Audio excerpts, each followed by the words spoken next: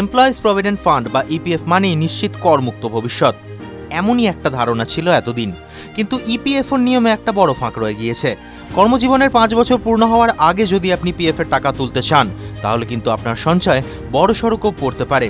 এটি এক্সেম্পট বা ইইই ক্যাটাগরির হলেও নির্দিষ্ট শর্তে কর দিতেই হবে।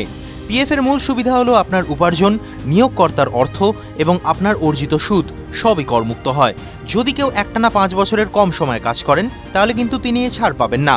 এই 5 বছরের হিসেব আপনার আগের চাকরির সময়কালও অন্তর্ভুক্ত করে, যদি পিএফ ট্রান্সফার করা হয় তবেই। কিন্তু 5 বছর পেরোনোর আগেই যদি আপনি সম্পূর্ণ টাকা তুলে নেন, তখন কি হবে? বিশেষজ্ঞরা বলছেন সেক্ষেত্রে তোলা টাকার উপর 10% হারে টিডিএস কাটা হবে। আর যদি প্যান লিঙ্ক করা না থাকে, সেই হার বেড়ে দাঁড়ায় প্রায় 34%। অর্থাৎ মোটা অঙ্কের টাকা তোলার সময় সরকার তার উপর কর হিসাবে অনেকটা টাকা কেটে নিতে পারে। সব ক্ষেত্রে টাকা তুললেই কর দিতে হয় না, কিছু ব্যতিক্রমও রয়েছে।